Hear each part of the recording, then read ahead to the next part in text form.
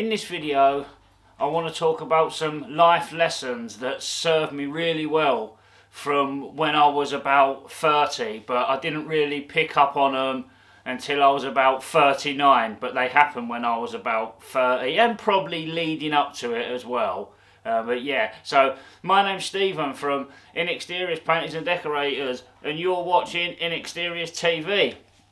Right, I'm not going to talk about from sort of my 20s to 30s. I'm going to sort of start off around about at my 28s. Now, when you're getting jobs around about that time, you're just so keen to impress. I mean, at that time, I still didn't know how to price jobs properly. I was still taking drugs and drinking, so nothing was ever done with a straight head. Now, at about 28, I probably cut off all the angles that I used to have with clients, and I ended up going to work for this decorating company on building sites doing barrack houses, and so did my wife as well, and my wife was really good. And we was on there for about, well, I was on there for about 6 months, and my wife was on there till the end. You know, she was the last one standing. You know, she really excelled on there. But through doing that, I remembered when I was younger, this guy once said to me, when I was working for this company, the owner's son of this company said to me, "You're going to be alright when you're older, give me a ring." So I cut off all my angles, we went onto this building site, I tried taking the contract, you know, big ego, because like I thought I was the best decorator and stuff like that, you know, going around picking everyone's work apart. But the truth is they was all the ones that were making the money, you know, getting the jobs done. I was the one trying to be fucking perfect, you know what I mean, and didn't make any money. But that's neither here nor there. So, right. So we left this building site, and after me trying to take the contract, but my wife still stayed there. But during the meantime, I went and did some other jobs, and I rang this guy up that I just said about, and you know what? He remembered me, and they had a big site going on down not far from where we're living, and the houses that they were building, they were getting sold from anything between sort of 400,000 to £1 million. I say a million, I say £900,000. So you can imagine the size of these new builds. They were absolutely huge. And in these new builds, they had big cornicing, they had big frames, they had big skirting boards, you know, lots of door sides. There was a lot. And obviously, because you're like on an ego thing, you're like, yeah, I'll do it, I can do it for whatever price they did it for. By the way, we didn't make any money painting these houses, where they used to take for absolute ever. But here's the first mistake that we did, or I did. We'd be doing these houses, they'd give you a deadline, and then a few weeks into it, they'd move the deadline and bring it forward.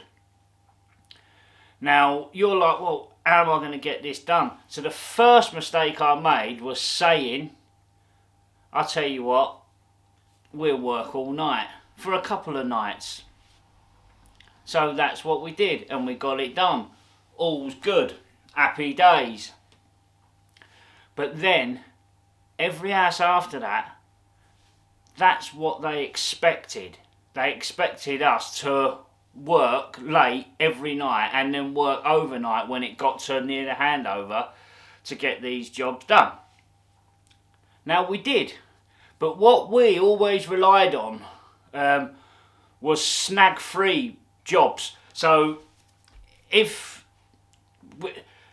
because our standard is quite high, you know, we'd only get a couple of little snags. You know what I mean? We wouldn't have massive snag lists that would take days and days to do. I'd basically maybe leave a couple of things for them. Do you know what I mean? For them to pick up on. Now, so we'd barely get any snags, so we was able to go on to the next plot. Now, we'd do it again, and we started on these Pacific 2 plots after doing quite a few plots. And in this first plot, we did it all, and on all the woodwork, on all the gardenia woodwork, right, there was all these flies. I mean, you're talking absolutely loads of woodwork, loads of door sides, loads of frames, loads of 3 stories houses worth of spindle, and it all had these little black flies on. It was an absolute disaster, and that fell on us. You know, we had to deal with it, and we did. But then that led into the next plot. Now, I said to this building company, look, they can have any furrow and ball colour they want, you know, because we can get them mixed.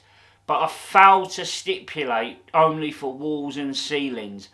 They took it as with woodwork as well. So we went to do this specific plot, and they chose this, I'm trying to think what this colour was called. Matchstick. That's it. They chose this colour matchstick for the woodwork. Well done, dear. Now, let me just have a slip of my tea. Like I say, they chose this colour matchstick on the woodwork. So, I went and got the matching colour undercoat, the equivalent undercoat to the top coat. Now, we'd put the undercoat on, and then the top coat didn't cover. It just grinned like mad, and this was a lot of doors and a lot of frames, and we just had to let it go and let the house get handed over. And the lady picked up on it all, that it was grinning, and basically I would have needed to, at this point we're then into the next house. Now, we could not afford a big error like this, but I did not know. So here's the other mistake. I should have stipulated not matchstick, only sort of gardenia steel for the woodwork. But I didn't know at the time that eggshell was self-undercoating. Now, why would I not know that? But I didn't. Do you know what I mean? I didn't. So that was another, like, huge lesson in it all. Now, at this point, I'd had enough of working late and every evening, and if I was in a more clearer mind and not drinking and taking drugs, I would have probably made a lot better decisions. But the outcome would have probably all still been the same as well, because we made the mistake way back of saying yes, we'll work late, and then you realise that you're people pleasing. But I didn't know this at the time. I didn't know I was people pleasing at the time. So we got on to the next plot, and I said to my wife, look, I've had enough. They owe us all that money. I'm just going to tell them to take it and just get everything done. And, you know, get someone in to do all the doors and all that. And she says, you mad? But that's what I did. I just didn't, I needed to cut ties. So that's what we did, we cut ties. Now, we cut ties, they used the money to get their plots done, and that was that. I stopped working there.